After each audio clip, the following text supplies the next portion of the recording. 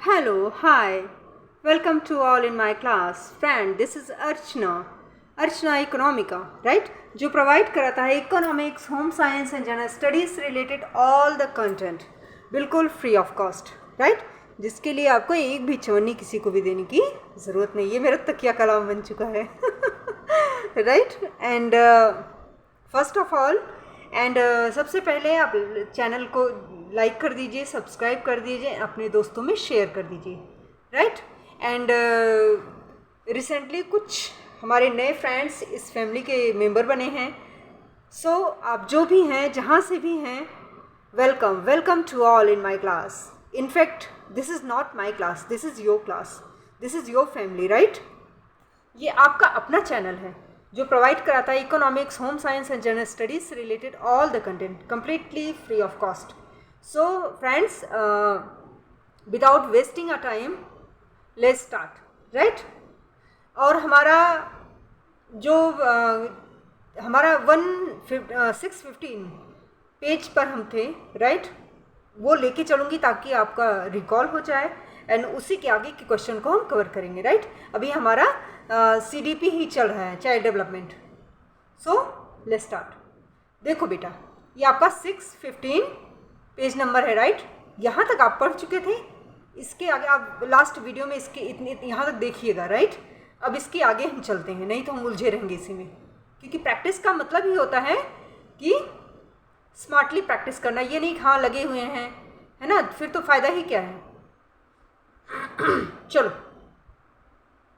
अच्छा हाँ, ये हमारा नया हमारा वो आ गया, टॉपिक आ गया है, डेवलपमेंट ही है, CDP ही है, लेकिन यहाँ बौद्धिक विकास आ गया, राइट? तो चलिए हम क्वेश्चन देखते हैं। बुद्ध की क्रिस्टलाइज्ड बनाम फ्लूइड, राइट, सिद्धांत किसके द्वारा प्रतिपादित किया गया? तो इसे किसने जो है प्रतिपादित किया? रैमंड बी कैटल ने किया, राइट? क से क्रिस्टलाइज ऐसे ही कनेक्ट करके पढ़ो बेटा, तभी याद हो पाएगा, नहीं तो याद नहीं होता कोई चीज़। क से क्रिस्टलाइज बनाम फ्लूइड, राइट? तो किसने किया? कैटल ने, करेक्ट? बुद्ध की क्रिस्टलाइज बनाम फ्लूइड सिद्धांत रैमंड बी कैटल द्वारा किया गया। अब आप बोलोगे ये तो मैम क्रिस्टलाइज्ड है, राइट? अगर इसका हिंदी वर्सन दे दिया गया, मेरे प्यारे बच्चों, अगर हिंदी वर्सन दे दिया गया तब भी आपका पेपर दोनों लैंग्वेज में आता है। आप इंग्लिश का भी एक बार देख जरूर लेना, ऐसे मत करना कि मतलब मिसअंडरस्टैंडिंग की वजह से आंसर गलत टिक करके आ जाओ, ठीक है ना? आपके जो क्वेश्चन आएंगे वो इंग्लिश में भी आएंगे, हिंदी में भी आएंगे, करेक्ट? चलिए, बुद्धि की क्रिस्टलाइज्ड बनाम फ्लूइड सिद्धांत रैमंड बी कैटल द्वारा प्रतिपादित किया गया। कैटल के साइकोमेट्रिक आधारित सिद्धांत के अनुसार सामान्य वृद्धि यानी जी, ठीक है, जनरल जिसे बोलते हैं, को GF और GS में विभाजित किया गया। समझ में आया?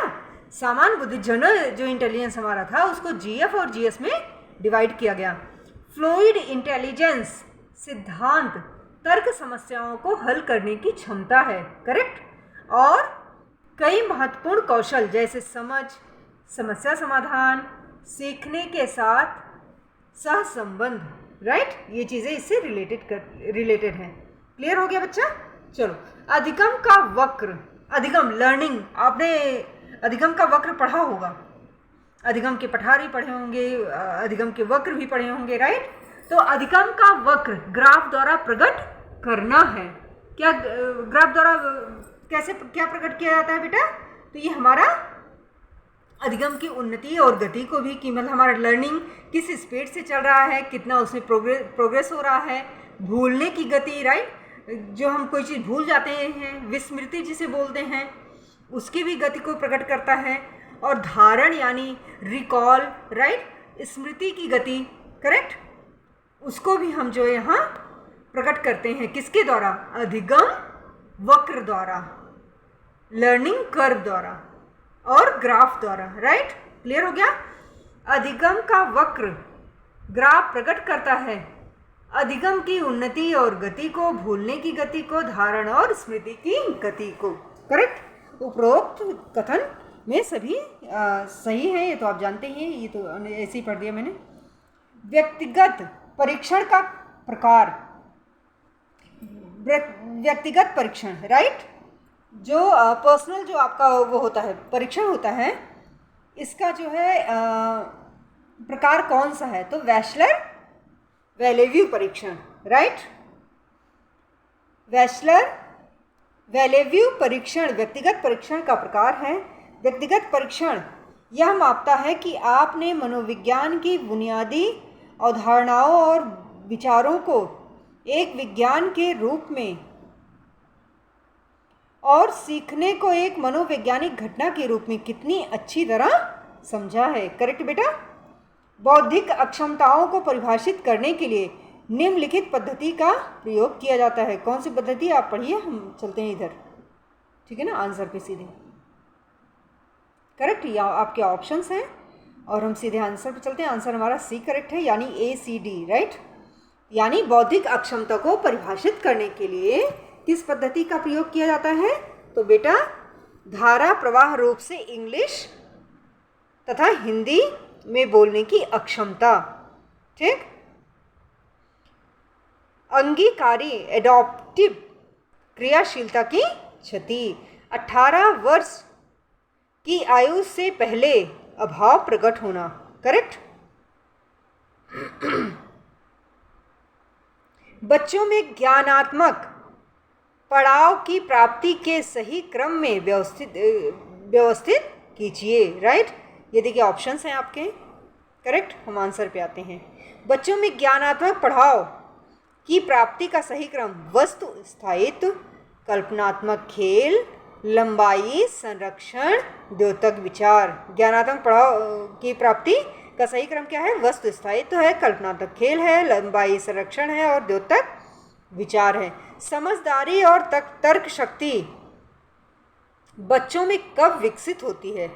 ऑप्शंस देखिए और बताइए, हम आंसर पे आते हैं। समझदारी और तर्क शक्ति बच्चों में औपचारिक परिचालन अवस्था में विकसित होती है। भाई नेचुरल सी बात है, बच्चा तर्क करने के काबिल तब बनेगा जब औपचारिक परिचालन की अवस्था आएगी, राइट। क्लियर बच्चा। शक्ति, एम्पावरमेंट से आप किसे नियंत्रित करते हैं, ये बोल रहा है। तो हम अपनी संपत्ति, ज्ञान और प्रवृत्ति तीनों को, ठीक, तीनों को ही शक्ति यानी एम्पावरमेंट से कंट्रोलिंग करते हैं। करेक्ट सरकार। आओ बेटा।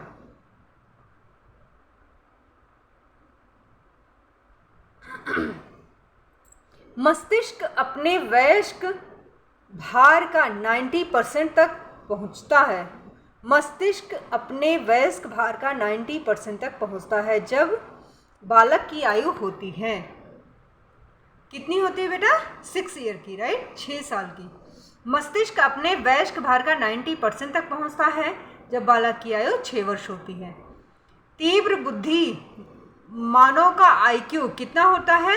140 प्लस होता है। जब 140 प्लस हो गया तो बच्चा जो है उसका IQ लेवल बहुत हाई है, राइट। तीव्र बुद्धि का बच्चा है, बच्चा इंसान, एनीवन एल्स।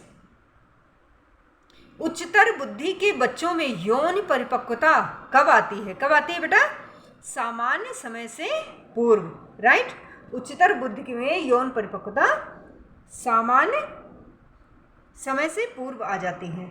बच्चों में बौद्धिक विकास का क्रम संबंधित है, किससे संबंधित है बेटा? अतिरिक्त से निश्चित की ओर, करेक्ट, अतिरिक्त से निश्चित की ओर। बुद्धि व मानसिक शक्ति है जो वस्तुओं एवं तथ्यों को समझने में, उनकी आपसी संबंध खोजने तथा तर्कपूर्ण ज्ञान प्राप्त करने में सहायक होती है। अतिरिक्त से निश्चितता की ओर जाना बौद्धिक विकास का महत्वपूर्ण सिद्धांत है। बुद्धि लब्धि निकालने का फॉर्मूला, क्या फॉर्मूला है बेटा? MACA × 100, right. MA क्या होता है? मेंटल एज हो गया। CA क्या होता है आपका? वास्तविक उम्र हो गई। और इंटू इसको 100 से मल्टीप्लाई कर देंगे तो हमारा क्या आ जाएगा? IQ आ जाएगा, बुद्धि लब्धि आ जाएगा। रट डालना, MACA × 100। MA कर रहे हो, MA किया ही होगा आपने। अगर आप जो होम साइंस देखो, कॉमन सेंस लगा के अगर निकालोगे हो ऐसे ही लर्न करो। वैसे तो फॉर्मूला आपने पढ़ाई किया है, लर्न है फिर भी, ठीक है ना। जैसे जिसको या भूलते रहते हैं उनके लिए मैं बता रही हूँ। आप एमए कर चुके हो, ठीक है ना, उसके बाद आप सीए की प्लानिंग कर रहे हो। क्यों कर रहे हो भाई? कोई ज़रूरत ही नहीं है, एमए के बाद पीएचडी होता है, राइट। लेकिन फिर भी आपका प्लान चल रहा है तो ठीक है, एमए करेंगे, सीए करेंगे, फिर जो है उसको इंटू 100 कर देंगे, एमए सीए मतलब। और वैसे नॉर्मली देखो आपका मेंटल एज है, आपका जो रियल एज है, और उसको इंटू 100 कर दो, करेक्ट। मानसिक उम्र और वास्तविक उम्र इंटू 100, ये आ भी गया।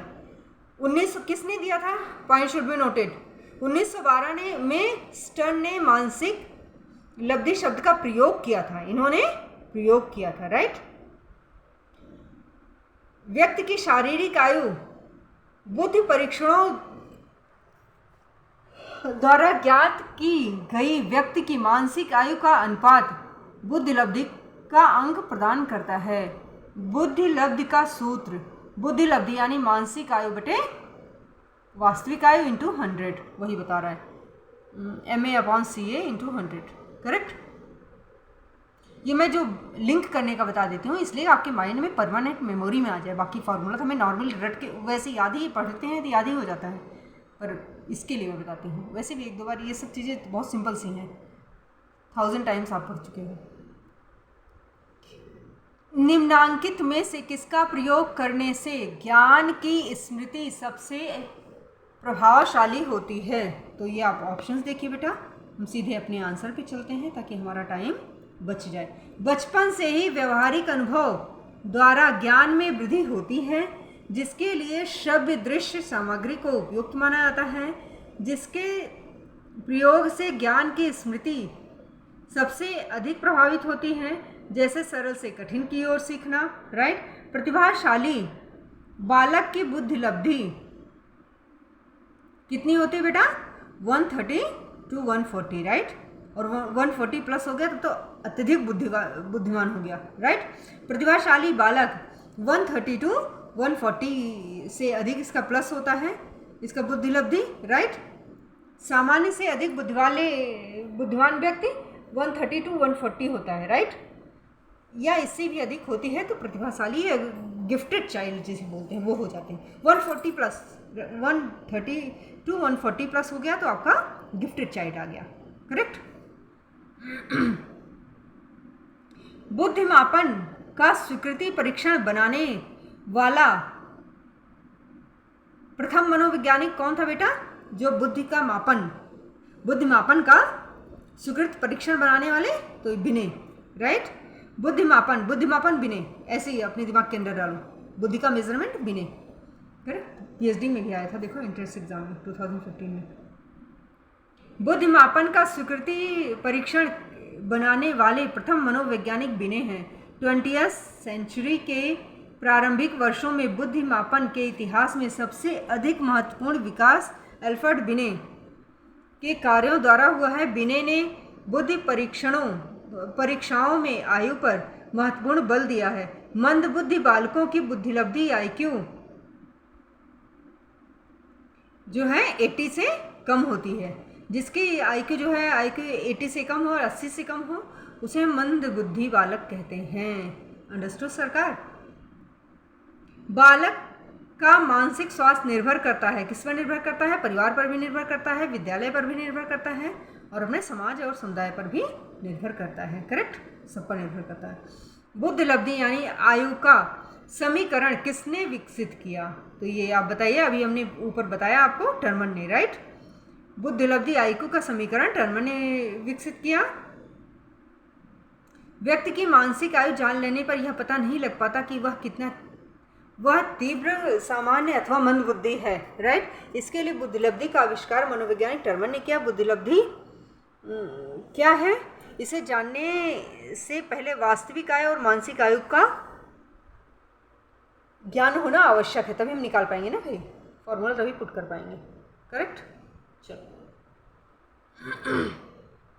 इसके बाद निम्नांकित सूत्र, वही फॉर्मूला है, बुद्धि लब्धि मानसिक आयु बटे वास्तविक आयु इंटू 100, करेक्ट।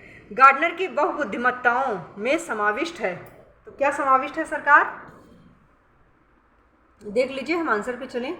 गार्डनर की बहुबुद्धिमत्ताओं में से समाविष्ट है भाषाई, नाटकीय, अंतः वैयक्तिक यानी पारस्परिक संबंध। राइट, दो आपके ये हैं बेटा टेबल्स, इनको मैच कीजिए। हम सीधे आंसर पे चलते हैं। ज्ञान में बदलाव, लोग क्या जानते हैं? करेक्ट। अभिरुचि में बदलाव, कुछ चीज़ों के प्रति प्रक्रिया। विश्वास में बदलाव, आत्मनिर्भरता। कौशल में बदलाव, कार्यकर्ता। करेक्ट। अब देखो, समस्या समाधान ज्ञात करने के लिए प्रतिभागियों के मस्तिष्क को प्रेरित करना कहलाता है। क्या कहलाता है? Brain storming. करेक्ट। बुद्धिशीलता या समूह या व्यक्ति की एक रचनात्मक तकनीक है जिसके माध्यम से किसी विशेष समस्या समाधान खोजने का प्रयास किया जाता है। ब्रेन स्टॉर्मिंग को वर्ष 1953 में एलेक्स ओसबर्न राइट द्वारा अल्पाइड इमेजिनेशन नामक पुस्तक में लोकप्रिय बनाया गया। बात मेरी समझ पा रहे हो? तो ये भी क्वेश्चन बन सकता है कि अल्पाइड इमेजिनेशन पुस्तक किसने लिखा? तो एलेक्स ओसबर्न ने लिखा है। एलेक्स ओसबर्न ने। ब्रेन स्टॉर्मिंग शब्द का यूज़ किसने किया? एलेक्स ओसबर्न ने किया। राइट। और बुद्धिशीलता समूह व्यक्ति की एक रचनात्मक तकनीक है जिसके माध्यम से किसी विशेष समस्या समाधान खोजने के लिए प्रयास किया जाता है, उसे ब्रेन स्टॉर्मिंग कहा जाता है। ब्रेन स्टॉर्मिंग शब्द को 1953 में एलेक्स ऑसबर्न ने अल्पाइड इमेजिनेशन नामक पुस्तक में लोकप्रिय बनाया। राइट बच्चे, इसमें ब्लर आ गया, देखा? कभी कोई कितना साफ आता है, कोई ऐसे ही आ जाता है। हम भी क्या करें सरकार इसमें, है ना। विद्यार्थी काल के दौरान याददाश्त योजना को संग्रहित तथा धारिता करने के लिए, देखो ये चीज़, ये देखो, आगे चलो। विद्यार्थी काल के दौरान याददाश्त योजना को संग्रहित तथा धारित करने के लिए आवश्यक है। क्या आवश्यक है? दोहराना, रिहर्सल, व्यवस्थित करना, ऑर्गेनाइजेशन, और विस्तार करना, एलोब्रेशन। राइट। क्षय द्वारा किए गए मानसिक गतिविधि के लक्ष्यों के क्रम अनुसार व्यवस्थित कीजिए। तो देख लीजिए सरकार, ये आपके ऑप्शंस हैं। हम सीधे आंसर पे आते हैं। क्षय ने जो है मानसिक गतिविधि के कौन से लक्ष्य बताए? इन्होंने बताया मंच प्राप्त करना, अधिमानी, जिम्मेदारी, कार्यकारी, पुनर्योजी। ऐसे याद करो, मंच, अधिमानी, जिम्मेदारी, मंच, अधिमानी, जिम्मेदारी, कार्यकारी, पुनर्योजी। राइट। VAISR करेक्ट के मौखिक उप परीक्षण में निम्नलिखित शामिल हैं। इसको आप देखिए ऑप्शंस में। हम सीधे आंसर पे चलते हैं। VAISR के मौखिक उप परीक्षण में निम्नलिखित शामिल हैं। बोधन, स्मृति और अंकगणित तीनों शामिल हैं। करेक्ट बेटा। चलो देखो ये कितना नीट एंड क्लीन है। मैजिक होता है, एक खराब आएगा एक अच्छा आएगा। चलो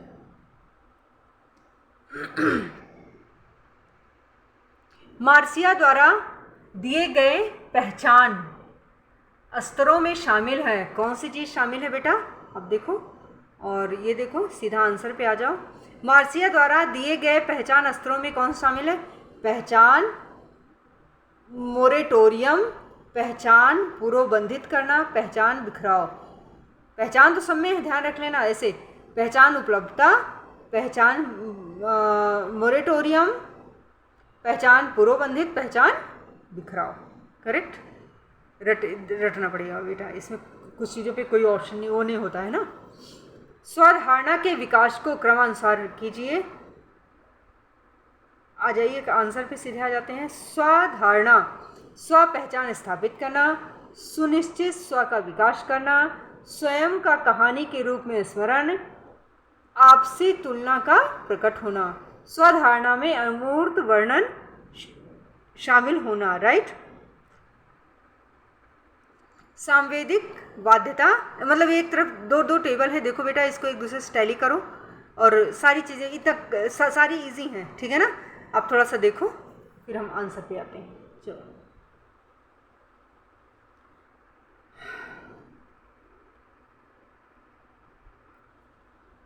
सांवेदिक बाध्यता उच्चारण विकास, कॉमन सेंस लगा के भी आंसर निकाल सकते हैं आप, ठीक है। सांवेदित यानी संवाद से हुआ, संवाद क्या होता है, वाद विवाद, बातचीत, तो यहाँ प्रोनाउंसिएशन की ही बात आएगी, उच्चारण तो बाध्यता आ गया नहीं, बाधा, संवाद में बाधा तब आएगा जब उच्चारण विकार होगा, करेक्ट। एक कॉमन सेंस लगा के आंसर निकालना सीखो, हर चीज़ आप रट नहीं सकते, कुछ आंसर ऐसे होते हैं एलिमिनेशन से निकल जाते हैं। तो सांवेदिक बाध्यता उच्चारण विकास, धीरे सीखने वाला 75 to 90 IQ के बीच जो स्लो लर्नर होता है, राइट, उसका IQ लेवल 75 to 90 होता है। बौद्धिक रूप से सक्षम बच्चे 130 या इससे जो है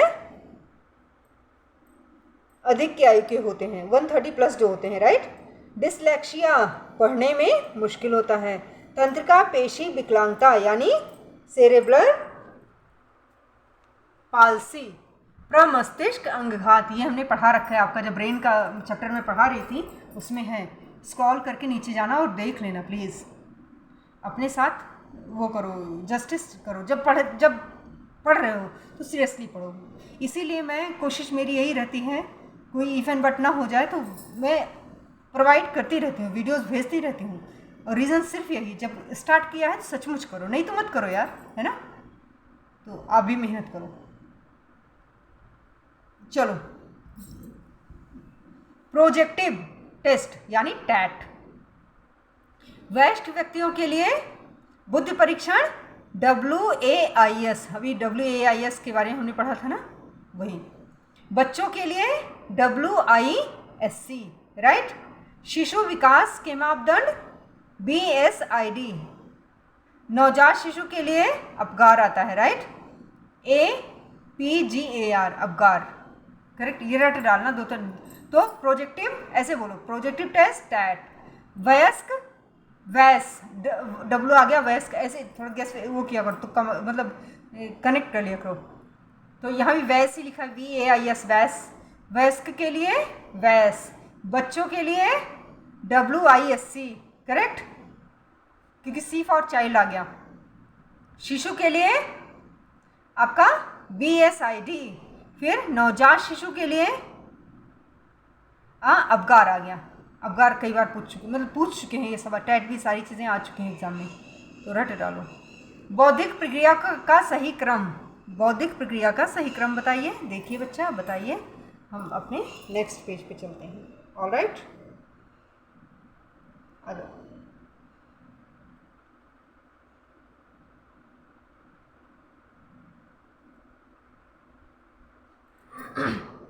बौद्धिक प्रक्रिया का सही क्रम, प्रथम सर्कुलर प्रतिक्रिया, द्वितीय सर्कुलर प्रतिक्रिया, बुद्धिगत कॉम्बिनेशन, अव्यक्त रिफ्लेक्सिस, राइट।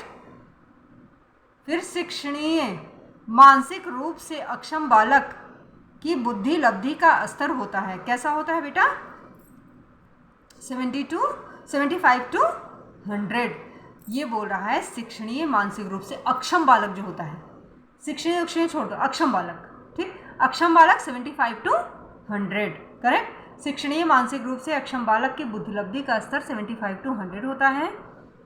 मानसिक आयु का प्रत्यय विनय ने प्रदान किया था, मानसिक आयु के प्रत्यय के द्वारा हम बुद्धि परीक्षणों से प्राप्त होने वाले अंकों को अर्थपूर्ण बना देते हैं। बुद्धि लब्धि बालक के मानसिक विकास की गति को प्रदर्शित करती है। 100 बुद्धिलब्धि औसत मानसिक विकास को दर्शाती है। यदि बुद्धिलब्धि 75 हो, इसका मतलब मानसिक विकास की गति सामान्य से कम है, राइट, इसे मंदबुद्धि बोलते हैं। मानसिक चुनौती वाले बच्चों के बुद्धिलब्धि स्तर को ध्यान में रखते हुए निम्नलिखित को सही क्रम में रखिए। मानसिक चुनौती वाले बच्चों के बुद्धिलब्धि स्तर को ध्यान में रखते हुए सही क्रम, मंद बुद्धि, राइट, मोरॉन, TMR, फिर EMR, फिर प्रतिभाशाली, फिर मेधावी। तो सबसे डाउन लेवल पे कौन से होते हैं? मोरॉन होते हैं, फिर TMR होते हैं, फिर EMR होते हैं, प्रतिभाशाली होते हैं, मेधावी होते हैं। मंदबुद्धि, TMR, EMR, प्रतिभाशाली, मेधावी। करेक्ट? फिर से रिपीट करो। मंदबुद्धि, TMR, EMR, प्रतिभाशाली, मेधावी। मंदबुद्धि, TMR, EMR, प्रतिभाशाली, मेधावी। रट डालो, घोल के पी जाओ। हावर्ड गार्डनर ने 8 प्रकार की बुद्धि को प्रस्तावित किया, जिसमें शामिल हैं, कौन सी चीज़ें शामिल है इसको देखिए आप। गार्डनर के अकॉर्डिंग हम आंसर पे आ जाते हैं, राइट। चलो, गार्डनर के अनुसार अंतः व्यक्तिक कौशल, प्रकृतवादी कौशल, मुझे ऐसा लग रहा है ये हम पढ़ चुके हैं। संगीतीय कौशल पढ़ चुके हैं, तभी रिवीजन ही हो रहा है, कोई बुराई नहीं है। कार्यकर्ता के बौद्धिक तत्वों में आता है, क्या आता है बेटा? देखो ऑप्शंस देखो, हम चलते हैं। इसे ज्ञान और सोच की कुशलता, जो कार्यकर्ता होगा उसे ज्ञान होना चाहिए और सोचने की क्षमता होनी चाहिए, राइट। थिंकिंग कैपेबिलिटी होनी चाहिए और वो स्किल, मतलब स्किल भी उसके अंदर कुशल होना चाहिए, राइट। ये बौद्धिक तत्वों में ये चीज़ें आती हैं, मतलब उसके बौद्धिक तत्वों में ज्ञान आता है, सोच आता है और कुशलता आता है, करेक्ट। ये देखो दो आपके हैं, इनको एक दूसरे से करो। ये सारी चीज़ें आप पढ़ चुके हो, सब पढ़ चुके हो।